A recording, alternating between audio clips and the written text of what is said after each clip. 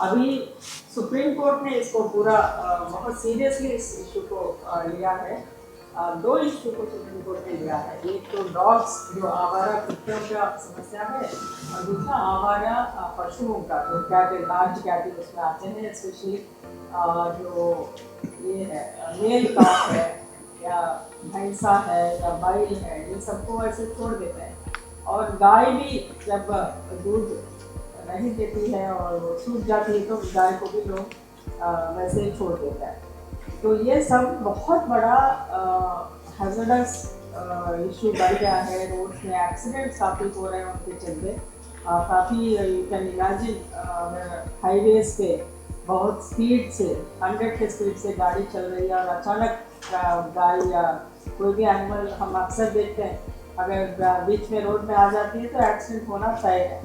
तो ये सब चीज़ को लेकर के सुप्रीम कोर्ट काफ़ी सीरियस इस मुद्दे को लिया है और सभी प्राधिकारों को इंक्लूडिंग नेशनल हाईवेज अथॉरिटी के लिए NHAI से लेकर भारत सरकार के परिवहन मंत्रालय से लेकर के सभी राज्य सरकारों के मुख्य सचिव को इन्होंने निर्देश दिया कि जो भी आवारा पशु अगर रोड्स में चलते हुए दिखते हैं तो सभी का जिम्मेदारी उन्होंने तय किया है।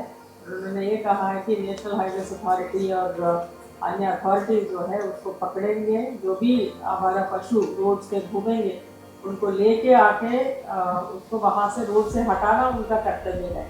लेकिन रखना कहाँ है, किसको उसको खिलाना है, कहाँ पे रखना है, उसका कर्तव्य आप सभी के ऊपर दिया हुआ है कि सभी गौशाला ये जो है उसमें वो रखा जाएगा।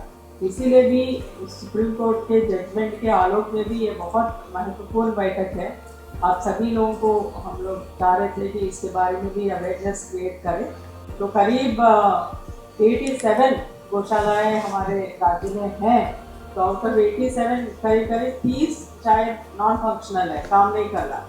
तो आप सभी से मेरा अनुरोध होगा, जो नॉन फंक्शनल है, ये सब प्रेजेंटेशन में अभी संतोष ये सब लोग दिखाएंगे आपको, तो जो नॉन फंक्शनल है उसको फंक्शनल बनाना है जल्दी से जल्दी। जो फंक्शनल है उसका जो प्रबंधन कमेटी है वो सुचारू रूप से चले। आप SDM पदेन अध्यक्ष होते हैं और जिला पशुपालन पदाधिकारी उसका पदेन सदस्य होते हैं और अन्य मेंबर्स हैं जो इलेक्टेड मेंबर्स होते हैं। बहुत सारे गौशालाओं में ये स्थिति है कि इलेक्टेड बॉडी ही नहीं है, बहुत सालों से इलेक्शंस नहीं हुए हैं, मेंबर्स का इलेक्शन नहीं हुआ है। तो ये सब चीज़ आपको देखना है, उसका प्रबंधन, उसका रखरखाव सही से होना चाहिए। जो प्रोडक्टिव एनिमल्स है उसको अलग से रखेंगे, बीमार एनिमल्स को अलग से रखेंगे, बाछियों को, काफ्स को, इन सबको अलग से रखेंगे और उसका प्रबंधन अच्छे से करेंगे। हम लोग प्रत्येक वर्ष राशि का भी प्रबंधन करते हैं, करीब 20 लाख रुपया गौशालाओं को देते हैं, लेकिन हमको कभी यूटिलाइजेशन सर्टिफिकेट मिलता ही नहीं है। तो क्या हो रहा है वो पैसा का ये पता नहीं चलता है। तो मेरा अनुरोध है आप सभी से कि जो राशि पहले आपको प्राप्त हुई है उसका यूटिलाइजेशन सर्टिफिकेट भेज दीजिए, ताकि हमको पता चले कि वो किस किस कार्य में कैसे उसको यूटिलाइज किया गया। इसके बाद फिर डिमांड भी प्लेस करिए। डिमांड आता ही नहीं है, हम बैठे हुए हैं यहाँ पैसा देने के लिए, लेकिन डिमांड आता नहीं है।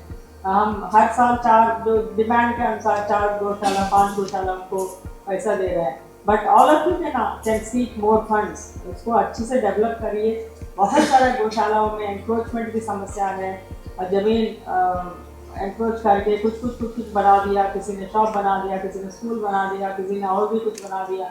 तो ये सारा चीज़ नहीं होना चाहिए। गौशाला का जो उद्देश्य है, जिस उद्देश्य के साथ गौशाला का निर्माण हुआ, गौशाला प्रबंधन समिति बनी, तो उन्हीं उद्देश्यों के पूर्ति के लिए वो काम होना चाहिए। तो ये सारे बातें हैं, उसके प्रति आपके ध्यान आकृष्ट करने के लिए।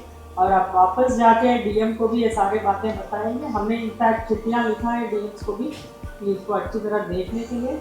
और उसके साथ साथ जो आने वाले समय में जो चैलेंज है हमारे आवारा पशुओं का, तो उनको रखरखाव वो सब के लिए भी आपको अभी से तैयारी करनी पड़ेगी। राशि का कोई इशू नहीं है, जो आपका डिमांड होगा हम लोग उसको खिलाने के लिए हम लोग तो दे ही रहे हैं। हर साल अलॉटमेंट जाता है, और भी आवश्यकता है तो बताइएगा।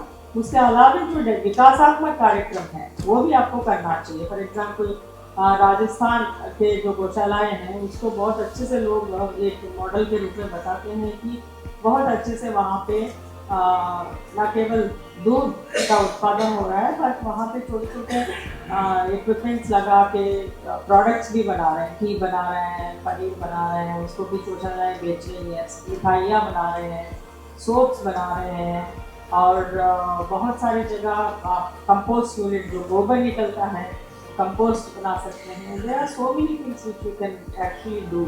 बहुत सारे डेवलपमेंट एक्टिविटीज आप टेकअप कर सकते हैं और वे गाय से जो भी पदार्थ निकलता है वो सब यूजफुल है, कोई भी यूजलेस पदार्थ नहीं है। इनफैक्ट गोबर का तो सबसे ज़्यादा यूजफुल चीज़ है, आप जानते हैं। फर्टिलाइजर्स बनाइए, कंपोस्ट बनाइए, बायोगैस यूनिट्स बनाइए। अगर 100 गाय है एक गौशाला में, एक अच्छा बायोगैस यूनिट बन सकता है तो उससे कार्बन क्रेडिट्स भी मिल सकते हैं। आप बिजली का इस्तेमाल, जो गैस निकलता है उससे आप उसका इस्तेमाल भी कर सकते हैं। बहुत कुछ उपयोग है बायोगैस यूनिट से और उससे निकलने वाले स्लरी से फर्टिलाइजर्स बना सकते हैं, बहुत कुछ बना सकते हैं। तो ये सारा चीज़ कुल मिलाकर गौशाला को एक संपूर्ण रूप से विकसित करने के लिए, उसका प्रबंधन ठीक करने के लिए, उसके रखरखाव के लिए, उसके बैठकें नियमित हो और उसके साथ साथ जो आने वाले समय की जो चैलेंजेस है, आवारा पशु हो सकता है, आवारा कुत्तों को भी रखने के लिए कुछ दिन आपको रिक्वेस्ट आ सकता है नगर निगम से, नगर विकास विभाग से कि हमको रखने के लिए समस्या है, आप रखिए। तो वो भी एक दूसरी चैलेंज आ सकता है कि गौशाला में ही रखा जाए जहाँ जहाँ पर ज़्यादा ज़मीन अवेलेबल है। तो ये सारे चैलेंजेस भी हमारे सामने हैं। तो ये सब के लिए मुस्तैदी से आप लोग तैयार हो जाएंगे।